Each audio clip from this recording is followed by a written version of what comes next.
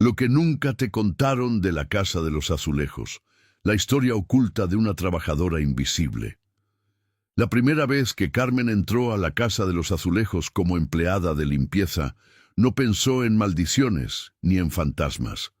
Pensó en el olor a café recién hecho del restaurante, en las risas de los turistas tomándose fotos frente a los azulejos, y en lo pesado que se sentía su trapeador al final de un turno de 10 horas.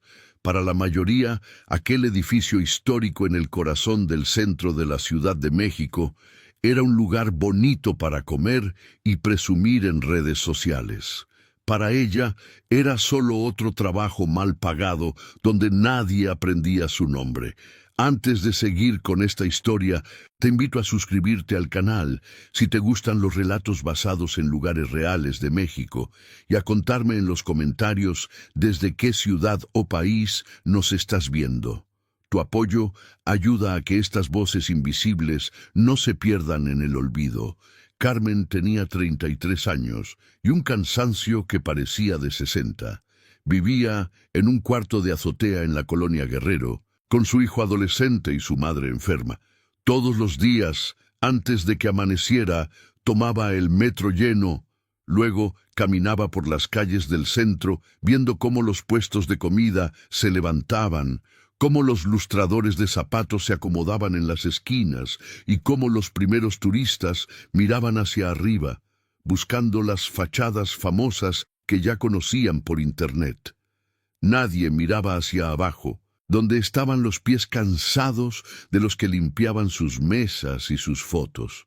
En la Casa de los Azulejos, Carmen no era señora ni señorita.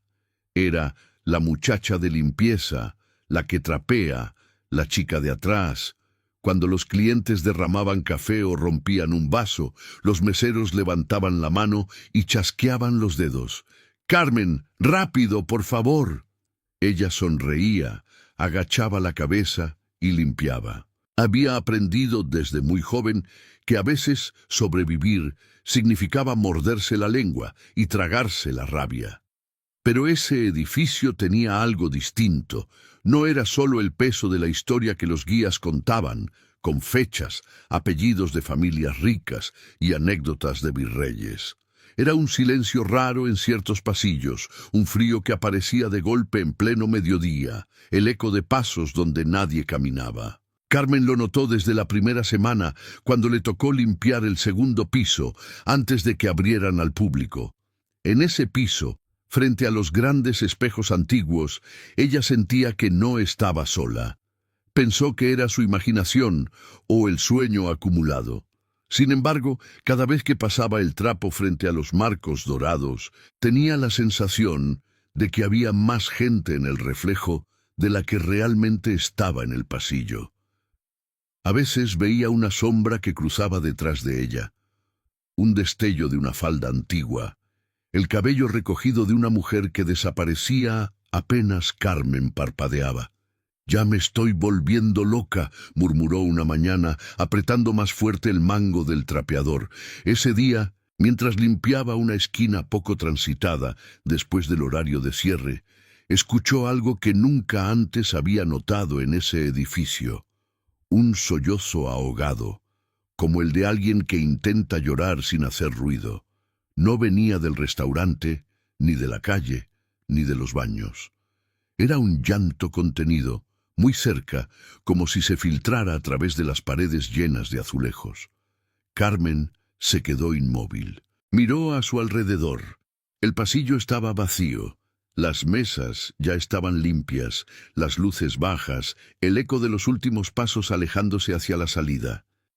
El llanto se repitió, un poquito más fuerte, y esta vez le pareció escuchar palabras entrecortadas, como una oración o una súplica.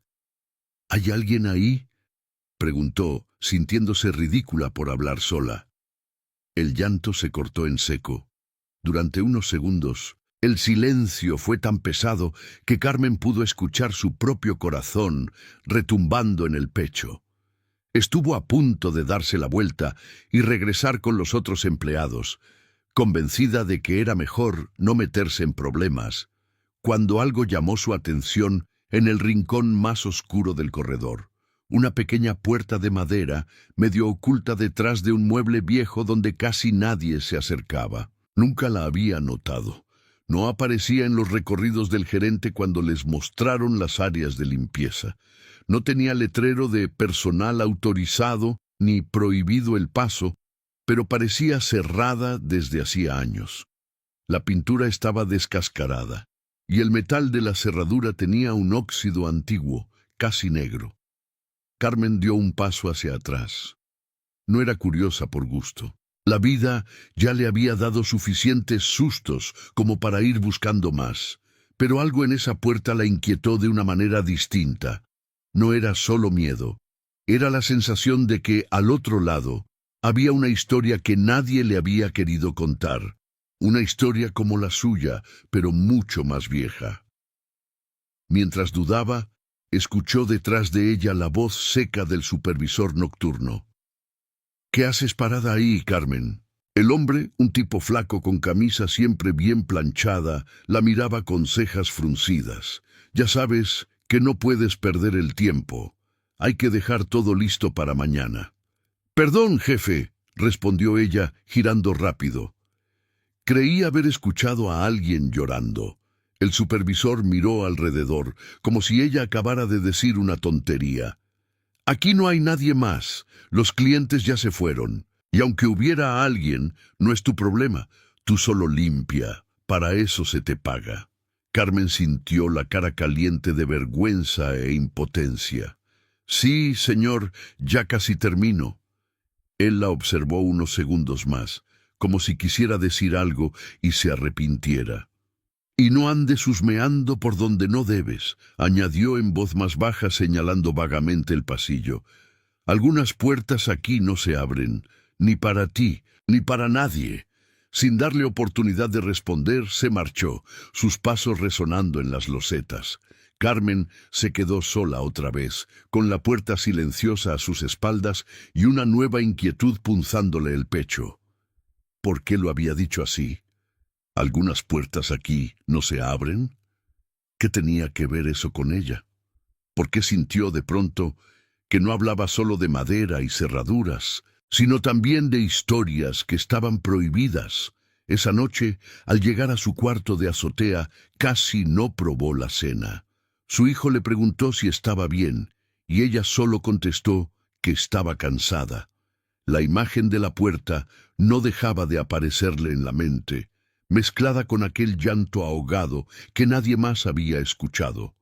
Su madre, desde la cama, rezaba un rosario en voz baja, y Carmen se preguntó si en la casa de los azulejos también habría quedado atrapado algún rezo que nadie quiso contestar.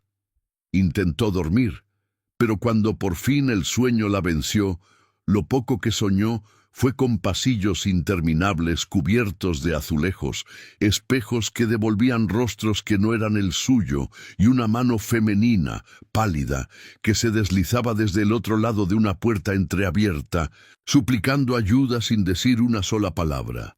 Al día siguiente decidió que no volvería a pensar en eso. Tenía cuentas que pagar, medicinas que comprar, un uniforme que lavar y un sueldo que no alcanzaba. Las leyendas eran para turistas y para videos de internet, no para quien tenía que levantarse a las 4 de la mañana, pero el edificio no pensaba lo mismo. Apenas puso un pie en el interior de la casa de los azulejos, notó el ambiente diferente. No sabía si era el clima, la humedad o su propio miedo, pero el aire le pareció más pesado. Los espejos del segundo piso estaban cubiertos de una leve capa de polvo, algo raro en un lugar que presumía siempre de estar impecable, y sin embargo nadie le había pedido que los limpiara ese día. Mientras trapeaba cerca de las escaleras, escuchó a dos meseras hablar entre ellas en voz baja. «Te lo juro, lo vi», decía una. Estaba tomando la foto a la pareja esa de Querétaro, y en el espejo salía otra muchacha atrás, como con uniforme viejo. Pero cuando volteé no había nadie. «Ay, tú también ya empezaste con tus cosas», respondió la otra nerviosa. Luego el gerente se entera y nos corre por andar espantando a los clientes. Carmen fingió no escuchar, pero cada palabra le caía encima como agua fría. Uniforme viejo, muchacha atrás, espejo. Sintió que el mango del trapeador le sudaba en las manos.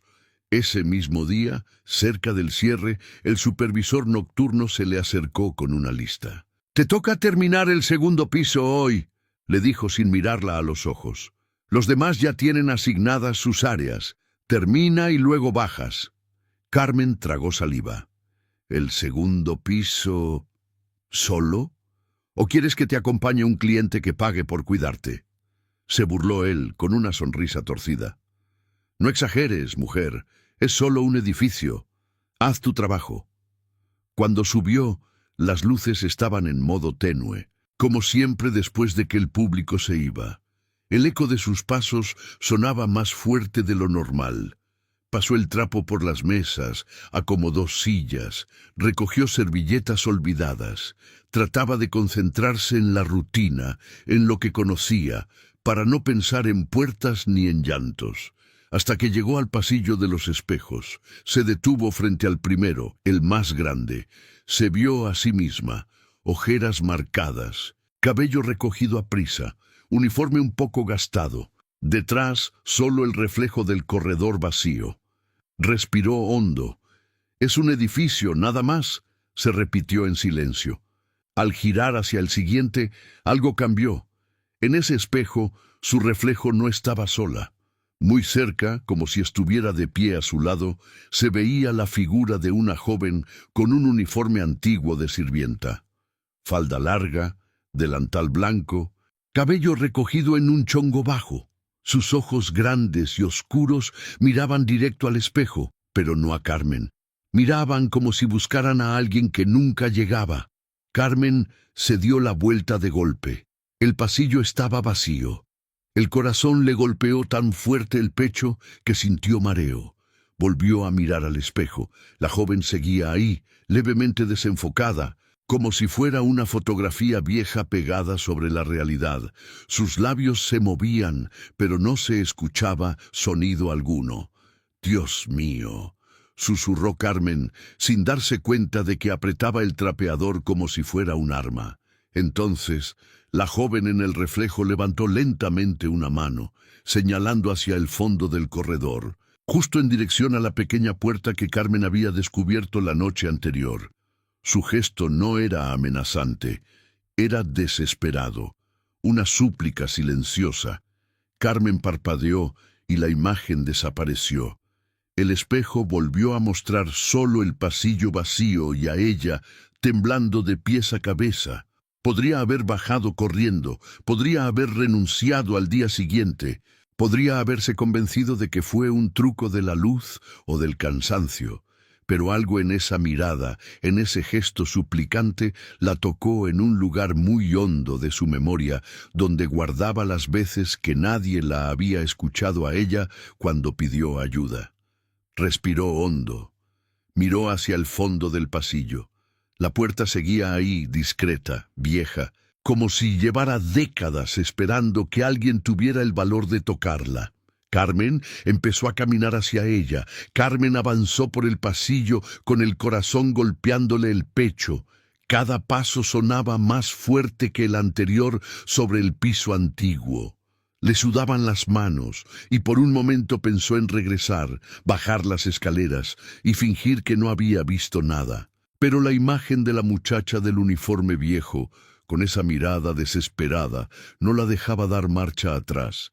Había algo en esos ojos que le recordaba a ella misma cuando, de niña, pedía ayuda en casa de sus patrones y nadie la escuchaba.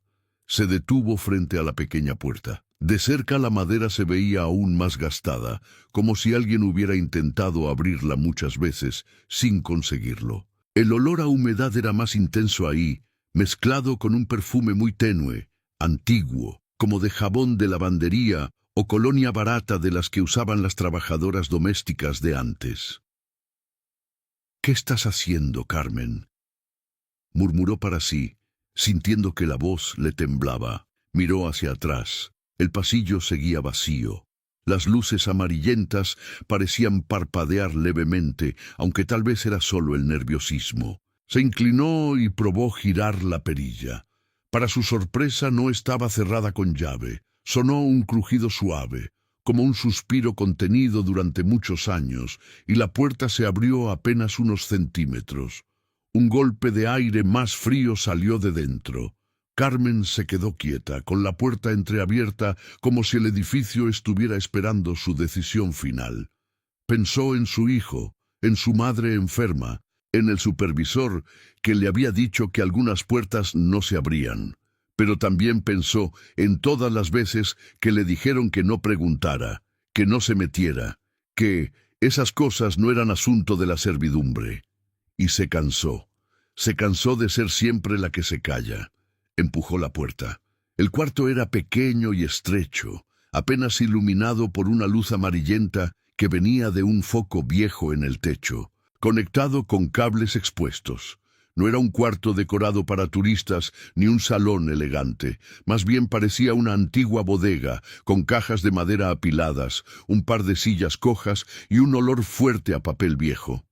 El polvo flotaba en el aire como si nadie hubiera entrado ahí en años. «Buenas noches», dijo Carmen en voz baja, sintiéndose ridícula. «Si hay alguien, yo no vengo a molestar». El silencio respondió. Solo se escuchaba el remoto murmullo del tráfico de la ciudad colándose por las paredes, amortiguado.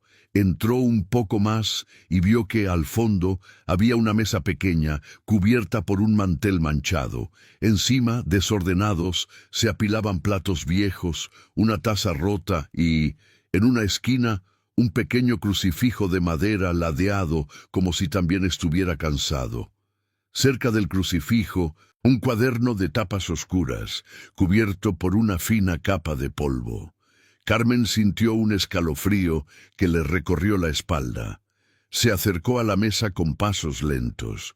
El cuaderno no tenía ningún letrero visible, pero había algo en él que la llamaba, como si hubiera estado esperándola. Pasó los dedos por la tapa y notó que debajo del polvo había letras casi borradas. Sopló con cuidado, levantando una pequeña nube gris, y las palabras aparecieron, débiles pero legibles.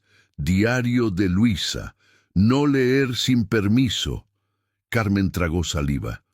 Luisa, repitió en su mente. No conocía a ninguna compañera con ese nombre en la casa de los azulejos. El cuaderno parecía mucho más viejo que cualquier cosa que usaran las chicas de limpieza ahora. Al tocarlo, el foco del techo titiló. Le temblaron las manos. Parte de ella quiso obedecer lo que estaba escrito, pero otra parte recordó que a ella nadie jamás le había pedido permiso para leer sus cosas, revisar sus bolsas en la salida o hablar de su vida como si fuera un chisme. Pensó en todas las Luisas que habrían pasado por ese edificio sin dejar nombre ni rostro en ningún registro oficial. «Perdóname si estoy haciendo mal», susurró, mirando un instante hacia el crucifijo. «Pero si nadie quiso escuchar lo que escribiste, alguien tiene que hacerlo». Abrió el cuaderno. La primera página estaba fechada. 3 de marzo de 1968. Las letras eran de trazo fino, cuidadoso, con una tinta que se había deslavado un poco. Leyó en silencio, moviendo los labios sin darse cuenta. «Hoy empecé a trabajar en la Casa de los Azulejos. Doña Carmen dice que debo estar agradecida, que pocas muchachas de pueblo tienen la suerte de servir en un lugar tan fino. Pero yo no sé si es suerte o castigo. Aquí todo brilla, menos nosotras». Carmen se sobresaltó al leer el nombre Doña Carmen.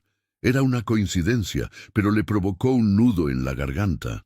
Siguió leyendo, pasando las páginas con cuidado, como si temiera que se deshicieran entre sus dedos. En las siguientes entradas, Luisa hablaba de sus días como muchacha de servicio, cómo se levantaba antes del amanecer para llegar desde las afueras de la ciudad, cómo los patrones daban órdenes sin mirarla a los ojos, cómo las otras empleadas le aconsejaban no hacer preguntas si quería conservar el trabajo. Había detalles que ya no encajaban con el restaurante moderno y el bullicio turístico, como las cenas privadas de viejas familias adineradas en los salones de arriba, los bailes discretos, los susurros en los pasillos. Pero lo que más le heló la sangre a Carmen fue una frase que se repetía cada pocas páginas. En el segundo piso, los espejos no mienten, pero la gente sí. Sintió que el frío del cuarto se hacía más intenso. Le dolían las piernas de estar de pie, pero no pudo dejar de leer. Había descripciones de una joven empleada que había desaparecido sin dejar rastro, de patrones que exigían discreción, de compañeros de trabajo que juraban no saber nada. Luisa escribía sobre rumores de golpes, de gritos ahogados en la madrugada, de amenazas veladas. Si no quieres perder tu lugar, no hables de lo que viste. Carmen apretó la mandíbula. Era la misma historia de siempre, con otro año, otro uniforme, otro nombre. De pronto, una frase se destacó, subrayada con rabia. Hoy me dieron la orden de limpiar un cuarto que según ellos no existe. Una puerta escondida en el corredor de los espejos.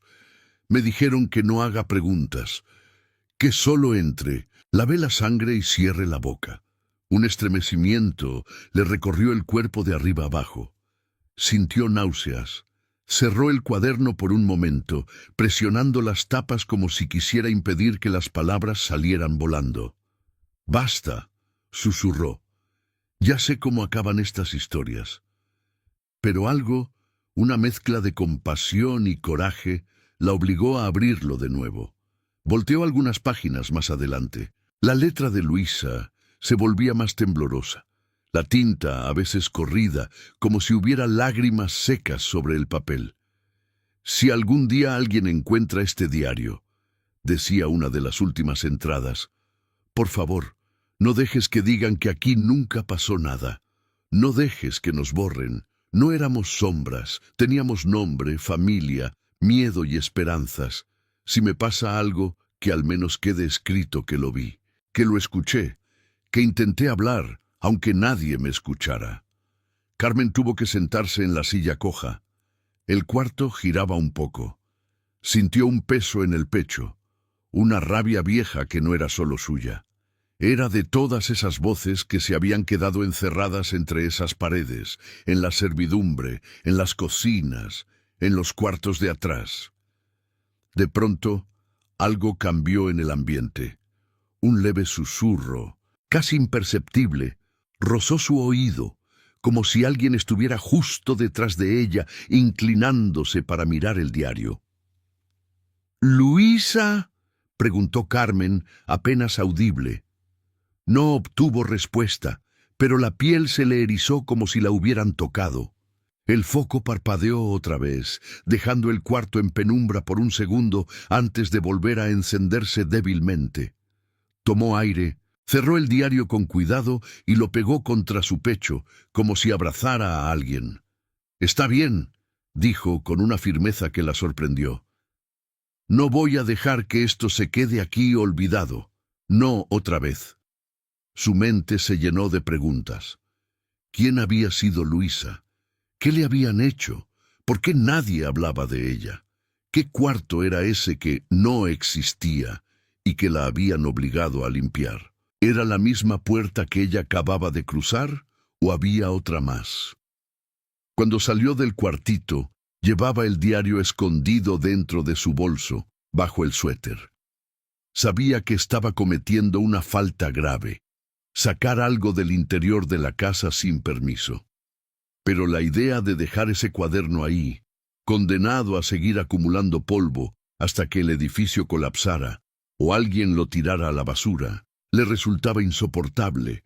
Al cerrar la puerta escuchó pasos en el pasillo. Se sobresaltó. «¿Carmen?», era la voz del supervisor que se acercaba con expresión fastidiada. «¿Todavía sigues aquí arriba? Te dije que terminaras rápido». Ella sintió cómo la cara se le encendía de nervios. «Ya casi termino, señor», respondió, tratando de sonar tranquila. «Estaba revisando que no quedara nada fuera de lugar. Él miró la puerta recién cerrada, luego a Carmen, luego de nuevo a la puerta. Una sombra de incomodidad cruzó su rostro. «Te dije que no tenías que andar abriendo puertas que no te corresponden», dijo en voz baja, esta vez sin burla, casi como si estuviera asustado. «Algunas cosas de este edificio es mejor no moverlas». Carmen sostuvo su mirada por un segundo. Un gesto nuevo, de desafío, apareció en sus ojos. «Con todo respeto, señor», contestó. «Si algo está ahí guardado, algún motivo tendrá. Y si ese motivo fue tapar una injusticia, entonces alguien tiene que hablar». El supervisor apretó los labios, incómodo. «Tú no sabes nada de lo que pasó aquí antes», replicó, pero su voz tembló apenas. «Haz tu trabajo. Piensa en tu familia. No te metas en líos por historias viejas». Se dio la vuelta y se alejó más rápido de lo normal. Carmen se quedó viéndolo marchar, con la sensación de que él sabía mucho más de lo que decía, de que, quizá, esas historias viejas no estaban tan enterradas.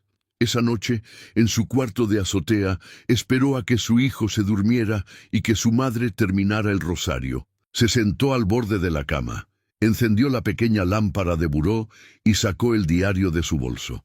El corazón le latía fuerte, pero no de miedo, de anticipación, como si estuviera a punto de conocer una verdad que podía cambiarlo todo. Abrió de nuevo en la parte donde Luisa hablaba del cuarto que no existía. Las palabras parecían más claras ahora, como si la tinta se hubiera oscurecido en la penumbra. «Hoy limpié sangre que no era mía. Nadie gritó, nadie preguntó. Me hicieron jurar que no diría nada, pero mis manos no dejan de temblar». Carmen cerró los ojos por un instante.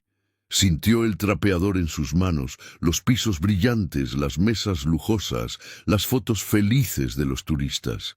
Y detrás de todo eso, imaginó a Luisa, a las otras muchachas, a los años de silencios.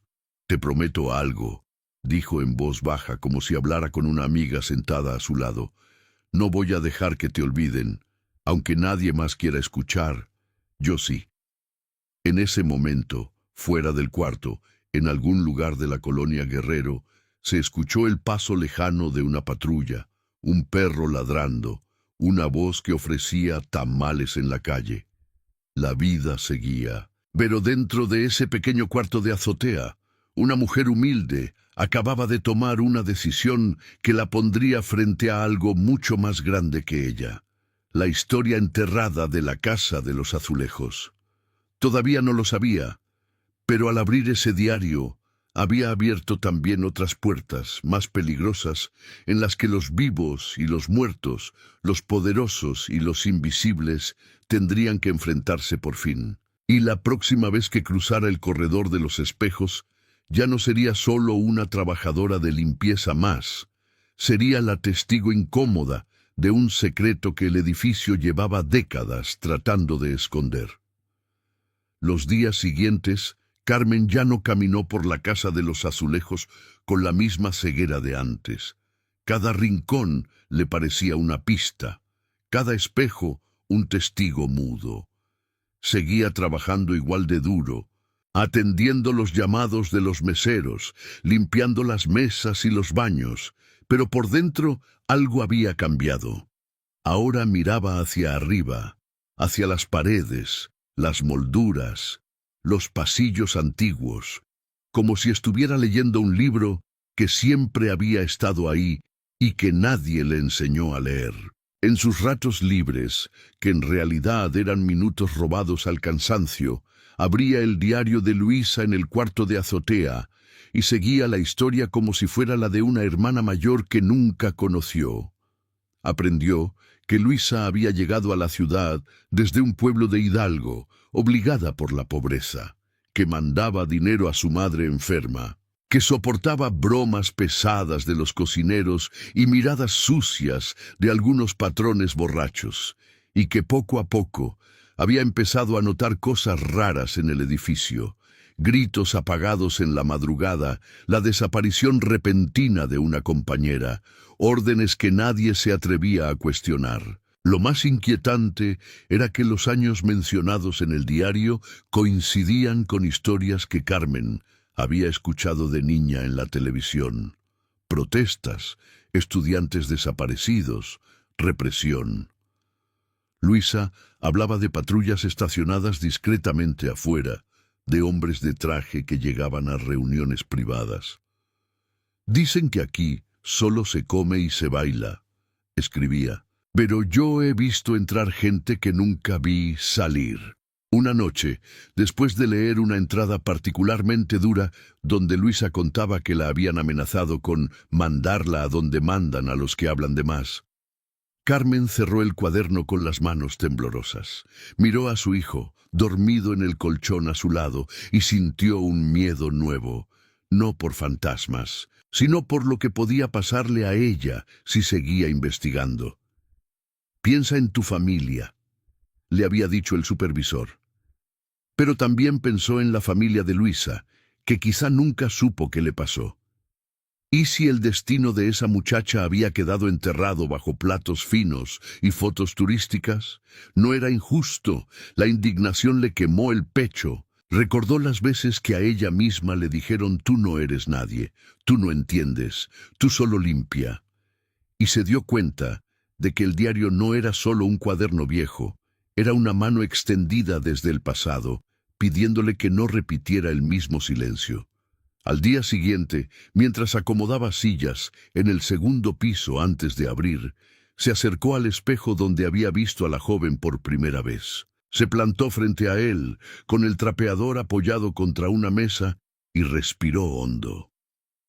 «Si eres tú, Luisa», murmuró, «necesito saber qué te hicieron, pero también necesito que me cuides. Yo no tengo dinero ni influencias, solo tengo mi voz. Y aún así, voy a intentar». Al principio el espejo solo devolvió su reflejo cansado, pero, justo cuando estaba a punto de darse por vencida, notó un detalle que no estaba ahí unos segundos antes. En la esquina del reflejo, al fondo del pasillo, se veía abierta una puerta que en la realidad seguía cerrada. Una puerta que no era la bodega donde encontró el diario, sino otra, más cerca de las escaleras, con un marco algo distinto. Carmen se giró. En el pasillo real, esa puerta estaba perfectamente camuflada en la pared, tapada en parte por un cuadro decorativo. No tenía perilla visible, parecía más un panel que una puerta, pero en el reflejo del espejo se veía nítida, ligeramente entreabierta. «¿Así que ahí es donde quieres que vaya?», susurró, con el corazón acelerado. Durante el resto del turno fingió que todo era normal. Atendió las indicaciones, recogió vajilla, sonrió cuando algún cliente la chocaba sin pedir disculpas. Sin embargo, cada vez que pasaba cerca del espejo, no podía evitar echar un vistazo rápido. La imagen de la puerta entreabierta seguía ahí, como si el edificio le estuviera guiñando un ojo, invitándola a cruzar un límite invisible. Esperó a que el restaurante cerrara y que sus compañeras bajaran. El supervisor estaba ocupado firmando unas hojas junto al gerente. Carmen aprovechó.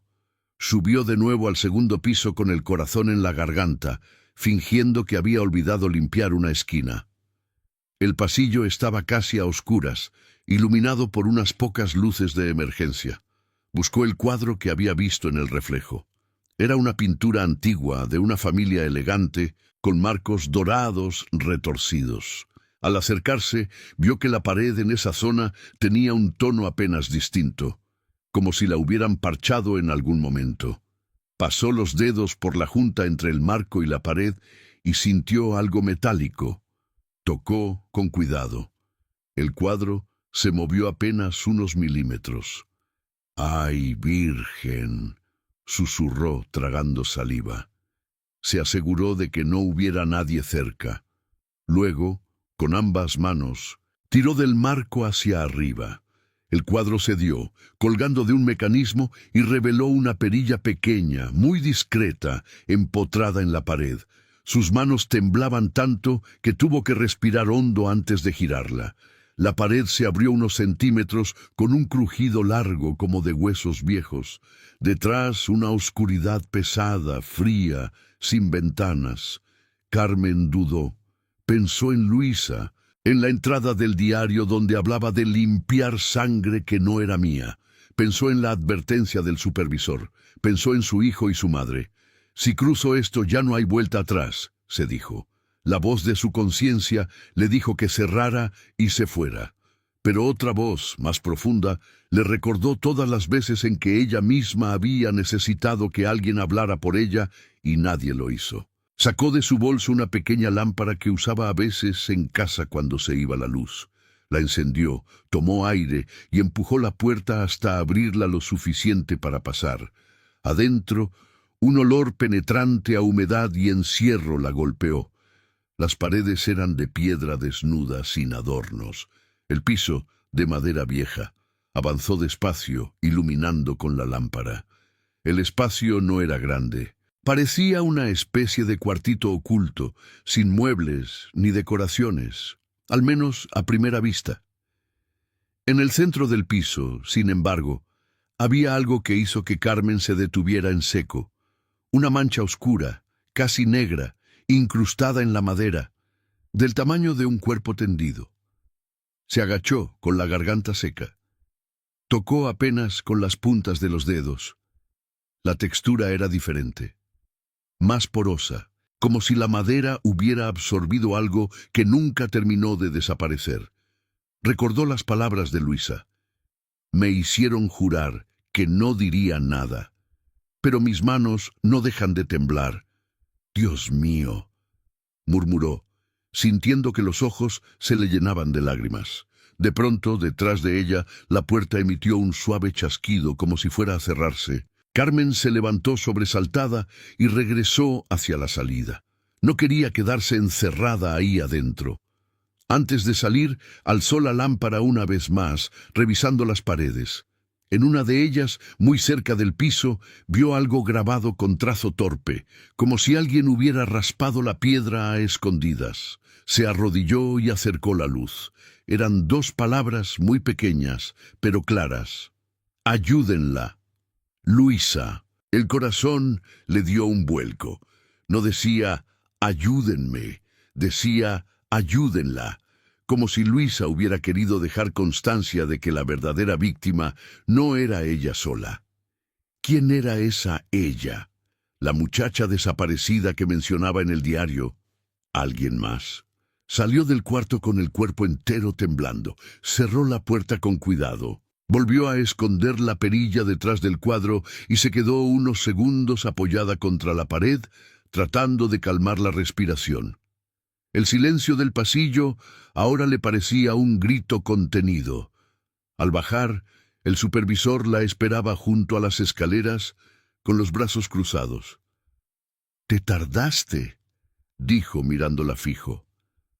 «Dije que terminaras rápido». Carmen sintió un impulso de esconder la lámpara detrás del cuerpo, aunque no la estuviera usando.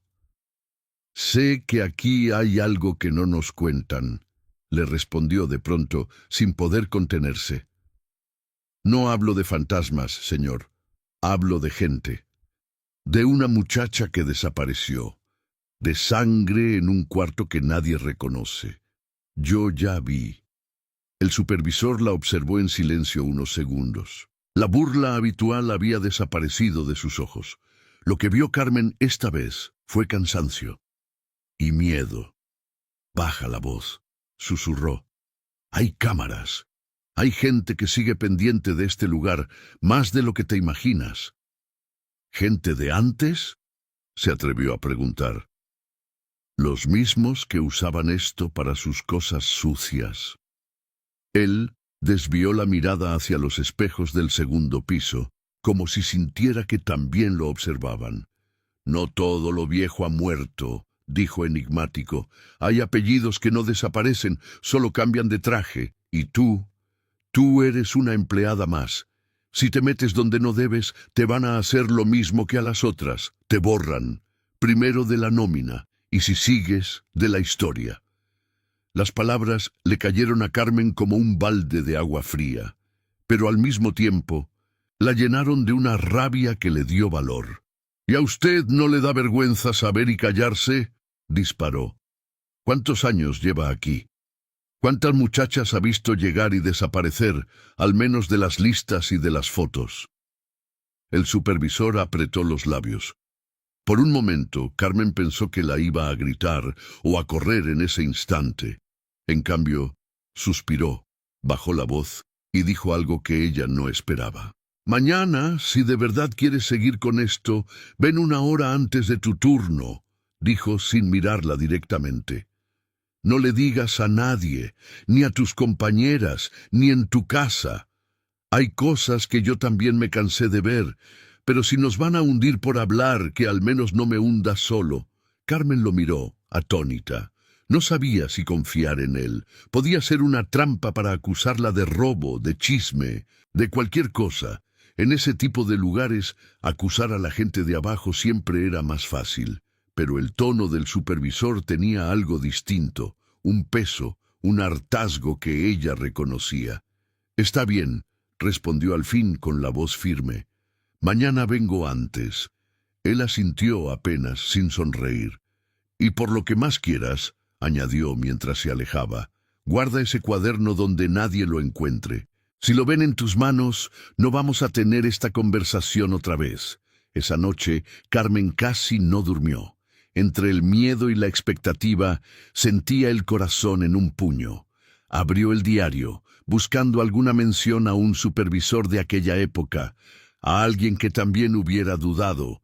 Encontró en una de las últimas páginas una frase que se le clavó como aguja. Los de arriba no podrían hacer lo que hacen sin la obediencia de algunos de abajo, pero también algún día quienes estamos abajo podemos decir basta.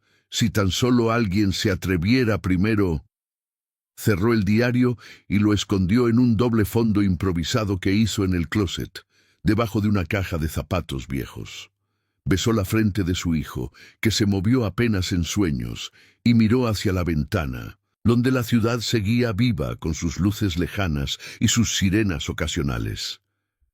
—Mañana, Luisa —susurró—, mañana voy a ver qué tanto están dispuestos a contar, y si no quieren, voy a buscar sola.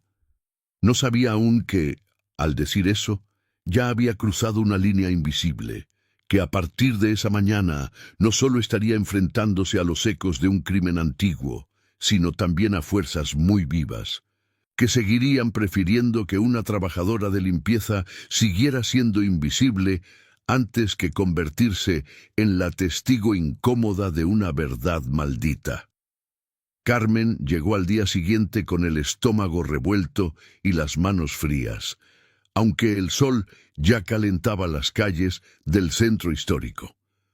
Había salido de la colonia Guerrero todavía más temprano de lo habitual, dejando a su hijo medio dormido y a su madre rezando por ella sin saber exactamente por qué.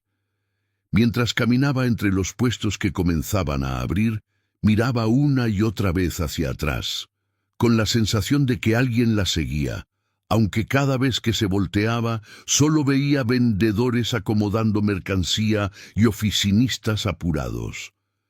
Frente a la casa de los azulejos se detuvo unos segundos. El edificio, con sus paredes cubiertas de azulejos brillando a la luz de la mañana, parecía tan inocente como siempre. Los turistas ya se tomaban fotos en la entrada, sonriendo, sin imaginar nada de lo que ocultaban esas paredes. Carmen apretó los labios, cruzó la puerta principal y entró. El supervisor la esperaba cerca de las escaleras del personal, con un café en vaso desechable y ojeras profundas. No llevaba la expresión altanera de otros días. Se veía más viejo, más cansado. —Llegaste —dijo sin saludo formal. —Como usted pidió —respondió Carmen, manteniendo la distancia—. Pero si esto es para regañarme o correrme, hubiera podido hacerlo ayer. Él soltó un suspiro breve. Si quisiera correr a alguien por hablar de más, no te hubiera dicho que vinieras sola, murmuró. Ven, Antes de que llegue la gerencia, subieron por una escalera interna que casi nunca usaban los clientes, una ruta de servicio que olía a cloro, sudor y comida. Carmen se dio cuenta de que, sin darse cuenta, había limpiado esas escaleras cientos de veces, sin preguntarse a dónde más podían llevar. El supervisor se detuvo en un rellano que ella casi nunca notaba, porque siempre subía y bajaba con prisa, cargando cosas. En ese rellano había una puerta metálica, discreta, con un vidrio opaco en la parte superior. Un letrero descolorido decía: Archivo, personal autorizado. Carmen jamás había entrado ahí. Los de limpieza solo limpiaban por fuera.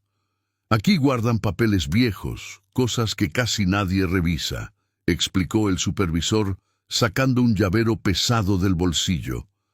Digo casi porque de vez en cuando alguien viene a asegurarse de que nada falte. Y cuando digo alguien, no me refiero a los meseros.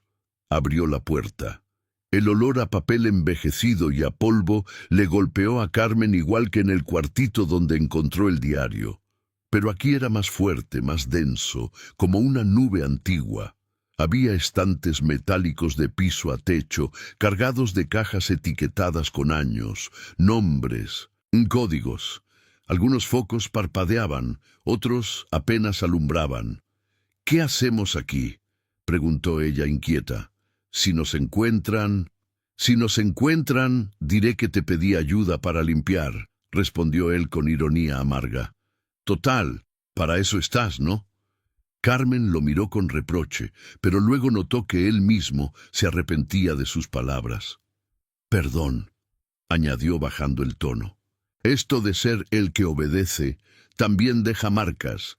Escucha, llevo más de 20 años trabajando en este lugar.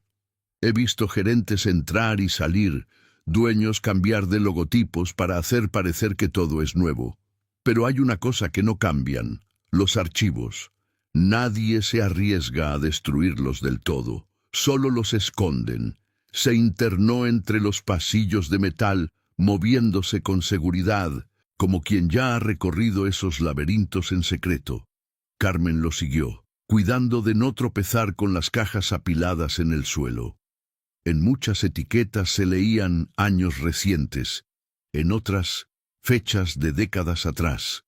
El supervisor se detuvo frente a una estantería donde las cajas tenían números escritos a mano, más viejos, menos ordenados. «Aquí empiezan los 60s», murmuró. «Y un poco más allá, los 70s, épocas de desapariciones accidentales, ya sabes». Carmen sintió un escalofrío. Pensó en las noticias en blanco y negro que veía de niña en televisión, en las marchas estudiantiles que su madre mencionaba en voz baja, como si todavía le diera miedo que alguien escuchara. «¿Qué exactamente está buscando, señor?», preguntó. Él pasó la mirada por las filas de cajas, como calculando riesgos. «Siempre supe que aquí se hizo algo sucio», admitió. «No necesitas ser muy listo para notar cuando limpian un lugar demasiado a fondo. Pero uno aprende a cerrar la boca si quiere que sus hijos coman. Aún así, hace años, cuando me ascendieron a supervisor, encontré esto». Tiró de una caja vieja, descolorida, sin código oficial. No tenía etiqueta del restaurante ni de la empresa actual, solo unas letras desiguales. Servicio Interno, 1967-1969. La colocó en una mesa metálica vacía y la abrió. Dentro había carpetas manila atadas con ligas reseca, papeles amarillos, algunos recortes de periódico. Carmen se acercó conteniendo la respiración. Una de las carpetas tenía un título escrito a mano: «Empleadas domésticas, altas y bajas». El supervisor la abrió. Adentro aparecían hojas mecanografiadas con listas de nombres, fechas de entrada, firmas, montos de salario. Algunas filas estaban tachadas con tinta roja. «Mira esto», dijo, señalando una página. «Aquí registraban a las muchachas que trabajaban interno, las que se quedaban día y noche. Mira la columna de baja.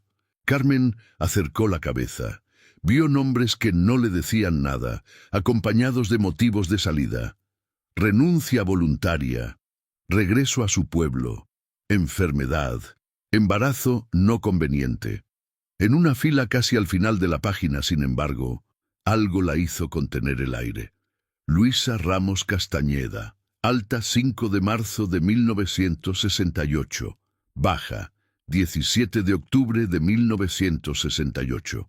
En la columna de motivo, a diferencia de los otros, no decía nada. Estaba en blanco, solo un pequeño guión. «Ella», susurró Carmen sintiendo que la voz se le quebraba. «Es la del diario». «Sí», asintió el supervisor. Cuando vi esa fila hace años, me llamó la atención que no hubiera motivo. Pregunté. Me dijeron que esos documentos estaban incompletos, que no me tocaba a mí revisar el pasado. Me lo dijeron con esa sonrisa que significa «no sigas preguntando». Carmen alzó la vista. ¿Y por qué no hizo nada? Él se encogió de hombros, pero en su mirada había culpa. Porque tenía 2 hijas pequeñas y una esposa sin seguro médico. Respondió con brutal honestidad. Porque aquí adentro el mensaje siempre ha sido claro. Los que preguntan demasiado no duran. Yo no era valiente. No quise ser el primero en hundirse, pero ahora mis hijas ya no dependen de mí. Y tú ya abriste la puerta que yo nunca me atreví a cruzar. Revolvió un poco más en la caja y sacó una carpeta más delgada, sin título, solo con un número. Dentro había un memo interno con membrete viejo. Carmen leyó en voz alta, torpemente. Por instrucciones superiores, se instruye al personal de servicio y seguridad que cualquier incidente ocurrido la noche del 16 de octubre del presente deberá ser considerado confidencial. Queda estrictamente prohibido comentar con clientes o terceros lo relacionado con el accidente en las instalaciones del salón privado del 2º piso. La empresa se encargará de las gestiones necesarias con las autoridades. Cualquier indiscreción será motivo de baja inmediata sin liquidación. No mencionaba nombres, no decía que accidente. No hablaba de sangre ni de muchachas desaparecidas, pero entre líneas, Carmen podía leer el miedo. «Esto no prueba nada», dijo dolida. «Para ellos es solo un accidente. Podrían decir que fue una caída, una fuga de gas, cualquier cosa». «Por eso te dije que esto es peligroso», contestó el supervisor. «Ellos escriben las palabras a su modo. Los papeles están hechos para proteger a los de arriba, no para contar la verdad.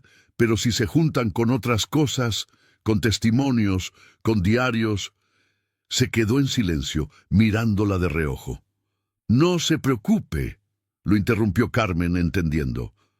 «No voy a decir que fue usted quien me enseñó esto. Si me buscan, que me busquen por mi cuenta. Ya estoy acostumbrada a que me echen la culpa de todo». Él soltó una pequeña sonrisa triste.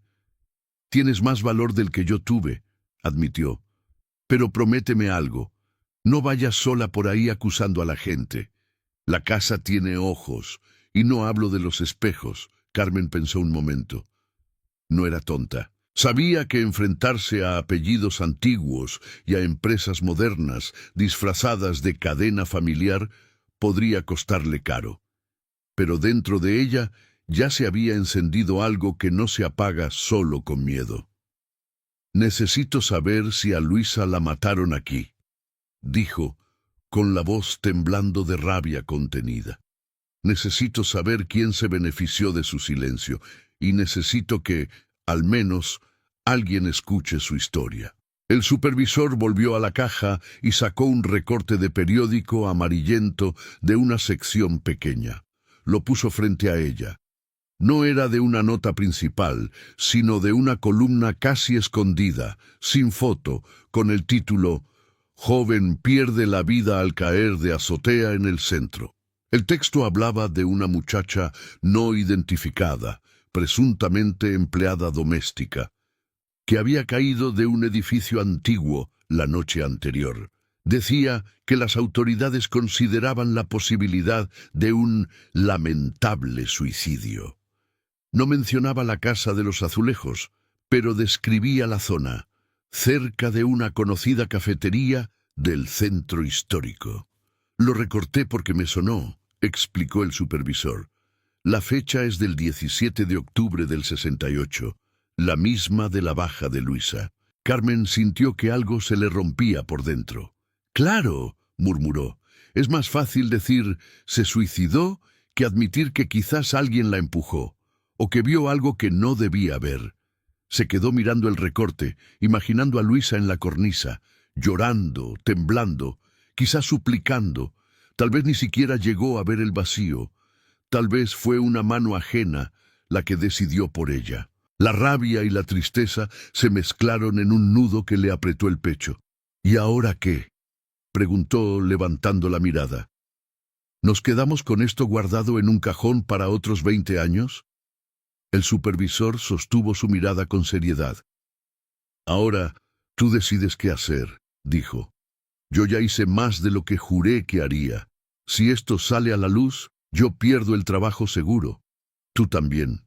Y en el mejor de los casos, se ríen de nosotros. Dicen que somos fantasiosos, que queremos llamar la atención. En el peor...» No terminó la frase.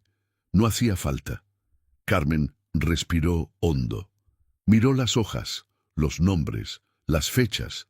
Sintió el peso del diario escondido en su casa, la presencia silenciosa de la muchacha del espejo, la inscripción «Ayúdenla» en la pared oculta. «En el peor de los casos, ya estamos muertos en vida», dijo al fin. «Invisibles, cambiables, descartables, ¿qué más pueden quitarnos? ¿El miedo? Eso no lo quiero». Guardó en su memoria los detalles más importantes, la fecha del memo, la de la baja de Luisa, la del recorte. No se atrevió a tomar los papeles. Sabía que si desaparecía algo de ahí, la culpa caería sobre el primero que no tuviera apellido ilustre. Pero grabó todo en la mente, como quien guarda un testimonio sin grabadora. Salieron del archivo justo cuando empezaban a llegar los primeros empleados del turno. Apenas cruzaron la puerta, el supervisor volvió a ponerse la máscara de siempre. Tono seco, instrucciones rápidas, bromas pesadas con los meseros. Carmen hizo lo mismo. Se puso el mandil, tomó trapeador y cubeta, y empezó a limpiar como si nada hubiera pasado. Sin embargo, esa mañana el edificio le pareció distinto. En los espejos del segundo piso, a veces le parecía ver, durante una fracción de segundo, no solo a la joven del uniforme antiguo, sino a otras sombras femeninas, más borrosas, como si el corredor guardara una fila de testigos calladas. Cada vez que parpadeaba, desaparecían, dejándola con la duda de si era imaginación o algo más. Al mediodía, mientras recogía unas tazas en una mesa cercana a los espejos, una turista se le acercó con el celular en la mano, pálida. «Oiga, señorita», dijo, mostrándole la pantalla, «¿aquí hay alguna ambientación con actores o algo así? Porque en la foto salimos mi esposo y yo, pero hay una muchacha atrás, y cuando tomé la foto no había nadie». Carmen miró la imagen. Efectivamente, detrás de la pareja sonriendo, se veía claramente una figura femenina con uniforme antiguo, mirando a la cámara con una expresión triste. No era un reflejo deformado ni un efecto de luz, era la misma presencia que ella había visto. Sintió un escalofrío, pero también una decisión firmarse dentro de ella. «Dicen que el edificio tiene memoria, señora», respondió con una calma que no sentía. «A veces, cuando uno toma fotos, sale gente que estuvo aquí antes y que nadie quiso ver. Pero no se preocupe, no hace daño. Lo único que quiere es que no la olviden». La turista frunció el ceño, nerviosa, pero luego sonrió de manera insegura, como tomando la frase por un simple comentario para turistas. «Ay, qué cosas dicen aquí», rió. «Bueno, al menos la foto está interesante». Se fue. Carmen se quedó mirando el espejo frente a ella. Esta vez, la figura de Luisa, porque ya no dudaba que era ella, apareció nítida por unos segundos, mirándola con algo que parecía gratitud. Luego, muy despacio, asintió una sola vez. Después, su imagen se desvaneció como humo. «No basta con ver tu cara en las fotos», murmuró Carmen, apenas moviendo los labios. «Hay que contar lo que te hicieron». Esa noche, al llegar a su cuarto, tomó el diario otra vez. Ya no lo leía solo como una historia triste, sino como un documento de acusación. Empezó a subrayar fechas con un lápiz, a hacer pequeñas notas en los márgenes. Coincide con el memo. Probable salón privado oculto. Otras empleadas sabían. No era abogada ni investigadora, pero entendía que la memoria también se construye con detalles aparentemente pequeños. Su hijo la observó desde la cama. «¿Qué lees tanto, mamá?», preguntó. «Desde hace días estás bien rara, hasta te tardas más en dormir». Carmen dudó. Él tenía 15 años, ojos vivos, una rabia silenciosa contra todas las injusticias que veía en redes. A veces temía que esa rabia lo metiera en problemas, pero también sabía que estar completamente solo era peor. «Es la historia de una muchacha que trabajó donde yo trabajo», contestó al fin, «una que nadie quiso escuchar, y creo que la mataron por eso». El chico abrió mucho los ojos. «¿En serio? ¿Ahí, donde tú estás diario?» «En serio», afirmó ella, «y quiero hacer algo para que al menos el mundo se entere, aunque sea por internet, por la gente que ve videos de historias». Su hijo guardó silencio unos segundos. Luego, con una madurez que a Carmen a veces olvidaba que tenía, dijo: «Si lo cuentas bien, mamá, va a haber gente que sí crea. Ahora todo se sabe más rápido. Ya no es como antes, que solo ellos tenían micrófono». Carmen sintió un nudo en la garganta. Su hijo no tenía idea del miedo que ella sentía, pero sí entendía algo: que las historias podían ser armas. «¿Y si se enojan los jefes?», preguntó ella, probándolo. Él se encogió de hombros. «Ya viven enojados contigo, ¿no?», respondió, medio en broma. «Siempre te tratan como si fueras invisible. Peor que eso no creo que te traten». Luego se puso serio. «Nada más. Ten cuidado, pero si vas a hablar, yo te apoyo». Esa noche, por primera vez, Carmen no se sintió sola. Entre las páginas del diario de Luisa y la mirada firme de su hijo, entendió que lo que estaba por hacer no era solo por una empleada de 1968, sino por todas las que habían pasado por esa casa y por todas las que seguirían pasando, sin dejar nombre en los libros oficiales. La Casa de los Azulejos seguiría recibiendo turistas, flashazos de celulares y risas. La empresa seguiría vendiendo café, platillos, recuerdos, pero ahora al menos había alguien adentro dispuesto a contar otra versión, la que nunca llegaba a los folletos ni a las guías, la que hablaba de sangre en pisos escondidos y de palabras grabadas a ras del suelo pidiendo ayuda. Y aunque todavía no sabía exactamente cómo, Carmen ya se había prometido a sí misma que esa historia iba a salir, aunque la llamaran loca, exagerada o conflictiva. Porque en el fondo sabía que el verdadero horror no eran los fantasmas, sino la capacidad de una sociedad entera para seguir comiendo, riendo y tomando fotos encima de los muertos que decidió olvidar. Carmen pasó los siguientes días con una doble vida. Por fuera, seguía siendo la trabajadora de limpieza que todos ignoraban. Por dentro, se había convertido en guardiana de una historia que ardía como brasa escondida. Mientras trapeaba pasillos y recogía servilletas, pensaba en cómo contar lo que sabía sin que se lo tragara el silencio de siempre. Empezó anotando en un cuaderno barato, en su cuarto de azotea, los puntos clave del diario de Luisa, las fechas del archivo, el recorte del periódico. No copiaba palabra por palabra para no delatar el origen, pero dejaba claro lo esencial. Una muchacha interna, amenazas, sangre limpiada en un cuarto que no existía, una caída accidental desde la azotea. Una noche, cuando el sueño se le negaba, se acordó de algo que su hijo le había dicho. Ahora todo se sabe más rápido. Ya no es como antes, que solo ellos tenían micrófono.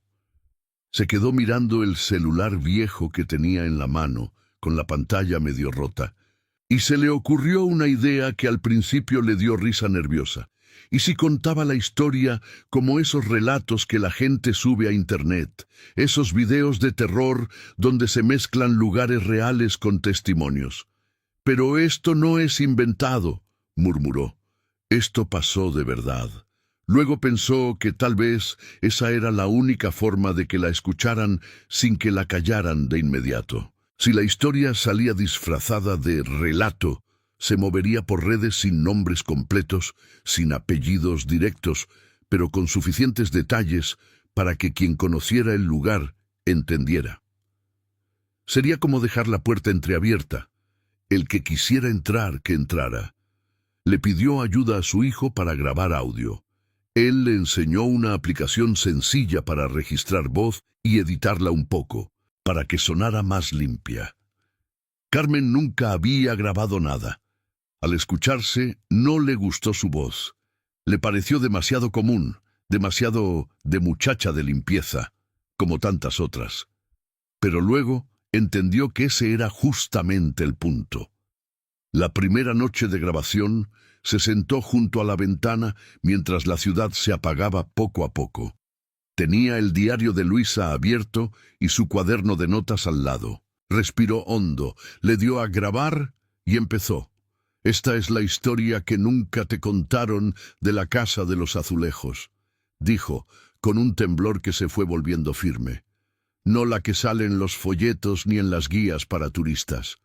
Es la historia de una trabajadora invisible y de un diario maldito que alguien quiso esconder». Dejó que las palabras fluyeran. No leyó tal cual. Contaba con sus propios giros, con su propia rabia, con su propio dolor. Hablaba de Luisa como si fuera amiga, como si todavía estuviera trapeando a su lado. No dio apellidos de patrones ni nombres de la empresa actual, pero describió con precisión el corredor de los espejos, la puerta oculta, la mancha en el piso, las fechas de los documentos. Contó cómo las fotos de turistas captaban una figura que no estaba ahí, cómo la casa parecía tener memoria propia. Cuando terminó, tenía la garganta seca y los ojos rojos. Su hijo, que había escuchado desde la cama, se incorporó. «Te salió bien intenso, mamá», dijo impresionado. «Se siente real». «Es que es real», respondió ella. «Aunque muchos vayan a preferir creer que es solo un cuento de terror». Él se encogió de hombros. «No importa. Lo importante es que se escuche. Yo te ayudo a subirlo a una página donde la gente comparte relatos mexicanos. Nadie tiene por qué saber que eres tú. Le ponemos un nombre cualquiera. Lo que importa es la historia». Así lo hicieron. Subieron el audio a una plataforma de relatos anónimos, de esas donde miles de personas escuchan antes de dormir o mientras viajan en transporte. Le pusieron un título que no mencionaba de frente la empresa, pero sí al edificio. «Lo que nunca te contaron de cierta casa famosa del centro». Adjuntaron una descripción breve, basado en testimonios reales de empleadas invisibles. El resto quedó en manos del azar y del algoritmo. Al principio no pasó nada. Unos pocos comentarios decían que qué buena atmósfera, que qué miedo los espejos, que ojalá todo fuera inventado. Carmen leía cada mensaje con el corazón en la mano, sin atreverse a responder. A los 3 días, sin embargo, algo cambió. Un usuario comentó que su tía había trabajado en un lugar muy parecido y que también hablaba de una muchacha que desapareció en los 60s. Otro dijo que en redes circulaba un video de unos turistas donde se veía claramente a una empleada con uniforme antiguo reflejada detrás. Alguien más afirmó que su abuelo, ex mesero del centro, Siempre decía que en esa casa se cayó una muchacha, pero que la versión oficial estaba arreglada. Los comentarios se fueron acumulando. El audio empezó a compartirse en otras redes, editado con imágenes de la Casa de los Azulejos, fotos antiguas, tomas nocturnas del edificio. Algunos canales de misterio lo narraron con su propia voz, atribuyéndolo a una fuente anónima. El relato se volvió tema de foros, de hilos. Nadie sabía que la autora se levantaba todos los días a las 4 de la mañana para limpiar el mismo lugar del que hablaban. Dentro de la casa, el ruido tardó un poco más en llegar, pero llegó. Una tarde, mientras Carmen limpiaba una mesa, escuchó a dos jóvenes comentar cerca del mostrador. ¿Ya escuchaste el audio ese de la casa embrujada? Dicen que está basado en este lugar. Sí, lo compartieron en TikTok, respondió el otro. Hasta muestran los espejos y todo. ¡Qué loco! Ojalá haya tour de terror. Estaría padre. Carmen sintió una mezcla de coraje y resignación.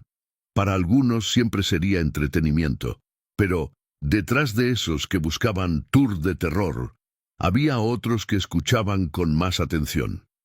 El gerente, por su parte, se veía más tenso que de costumbre.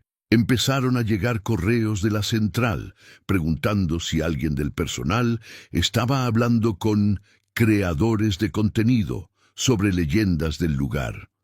Se ordenó que el personal evitara comentarios con clientes sobre fantasmas o sucesos extraños. Circularon hojas firmadas que advertían de sanciones por difusión de información falsa que afecte la imagen de la empresa. Carmen firmó como todos, con letra obediente. Por dentro ardía. Esa noche, el supervisor la llamó aparte en la escalera de servicio. «Ya escuché tu relato», dijo sin rodeos. Ella sintió que el piso se le movía bajo los pies. «Yo no dije que fui yo», contestó a la defensiva. «Pude haberle contado a cualquiera, o pudo ser alguien más que también supo». Él la miró con una mezcla de miedo y respeto. «No te estoy acusando», dijo. «Te estoy diciendo que lo hiciste bien, demasiado bien. Los de arriba están preocupados, pero no pueden hacer mucho. No hay nombres, no hay acusaciones directas. Es una historia de terror más. Y aún así, la gente empieza a preguntar cosas que antes nadie preguntaba». Carmen bajó la voz. «¿Y a usted no le da miedo que nos encuentren?» «Claro que me da», admitió. «Pero más miedo me da seguir viendo cómo pisan la memoria de los que estuvieron aquí antes. Ya tuve demasiado miedo muchos años. Supongo que ya me tocaba cambiar de lado». Durante las semanas siguientes, el relato siguió esparciéndose. Algunos periodistas independientes, especializados en crónica urbana, hicieron videos sobre la Casa de los Azulejos, mencionando historias no oficiales de abuso hacia empleadas en décadas pasadas.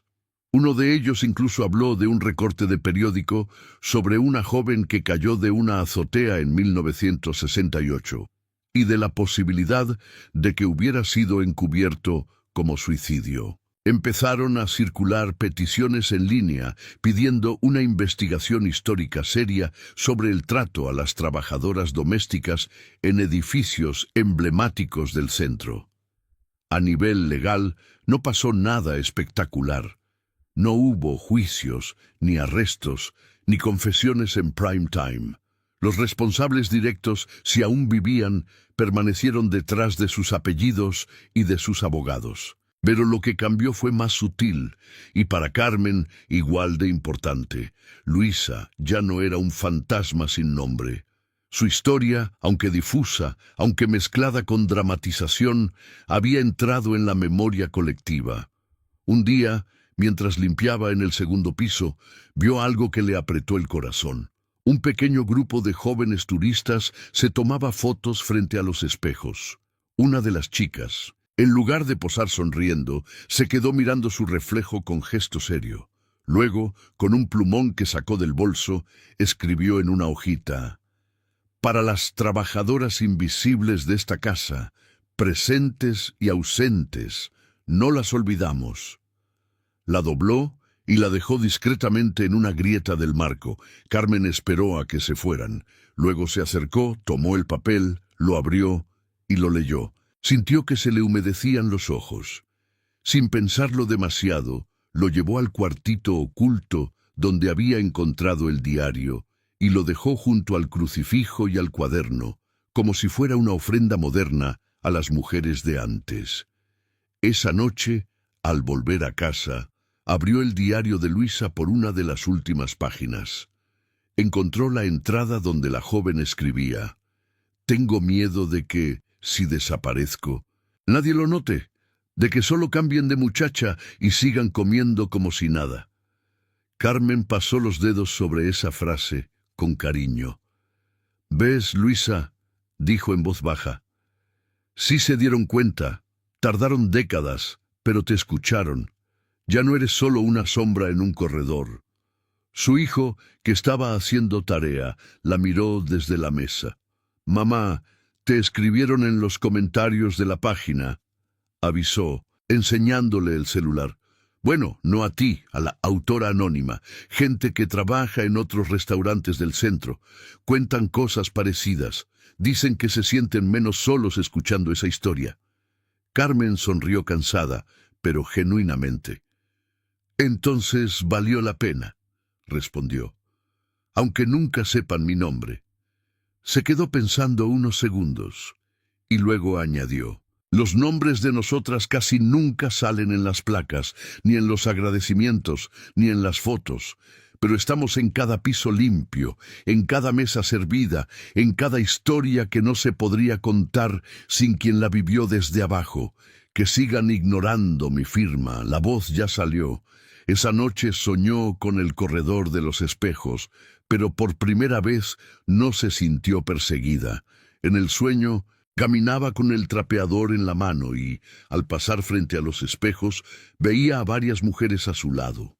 Luisa, con su uniforme antiguo, otras de diferentes épocas, con distintos peinados y mandiles. Todas avanzaban junto a ella. Ninguna estaba llorando. Algunas incluso sonreían apenas. Al llegar a la puerta oculta, Carmen la abrió en el sueño sin miedo. Adentro, el cuartito ya no olía a encierro, sino a papel y flores. Sobre la mesa, junto al crucifijo, no solo estaba el diario, sino también montones de papelitos como el que había dejado la turista. Mensajes, dibujos, palabras de apoyo. Las manchas del piso seguían ahí, pero ahora también había velas, fotos de mujeres anónimas, estampitas. No era un altar solemne, era más bien un rincón de memoria obstinada. Despertó con lágrimas en los ojos, pero sin angustia. Miró el techo de lámina de su cuarto y supo que, aunque su vida cotidiana no había cambiado mucho, seguía ganando poco, seguía levantándose temprano, seguía siendo la muchacha de limpieza para muchos. Algo fundamental sí había cambiado, ya no aceptaba ser invisible, y sabía que no era la única. Al día siguiente, de camino al trabajo, pasó frente a un vendedor de libros usados. Un título llamó su atención: Historias no oficiales del centro de la Ciudad de México. Lo tomó por curiosidad y lo hojeó. En el índice, casi al final, leyó: La muchacha que cayó de una casa famosa y la memoria rebelde de las trabajadoras. No mencionaba nombres reales, no hablaba de ella, pero recogía la esencia del relato que había lanzado al mundo. Carmen sonrió. Pagó el libro con unas monedas, aunque eso significara ajustar el gasto de la semana.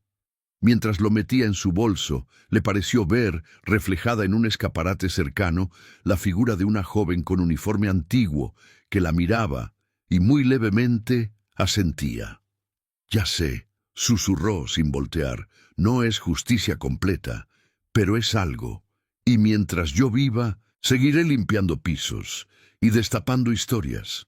Entró de nuevo en la casa de los azulejos, saludó a sus compañeras, se puso el mandil y tomó el trapeador. El edificio seguía luciendo imponente. sus azulejos brillando para las fotos. Los clientes seguirían comiendo y riendo, algunos sin saber nada, otros quizás recordando vagamente un relato que escucharon en línea. Los jefes seguirían preocupándose por la imagen y por los números, pero en algún lugar del archivo, una hoja con el nombre de Luisa ya no era un simple registro olvidado. En un cuartito oculto, un diario maldito ya no estaba condenado al polvo. En la memoria de cientos de personas, la historia de una trabajadora invisible empezaba a ocupar el lugar que siempre le habían negado. Y cada vez que Carmen pasaba frente a los espejos del segundo piso, veía su propio reflejo de pie, firme, y detrás de ella, apenas perceptibles, las sombras de las que vinieron antes. No como fantasmas atrapados, sino como una fila de testigos que por fin tenían a alguien que hablaba por ellas. Ese, pensó Carmen, mientras exprimía el trapeador y sonreía para sí misma, era el verdadero final de la maldición de la Casa de los Azulejos.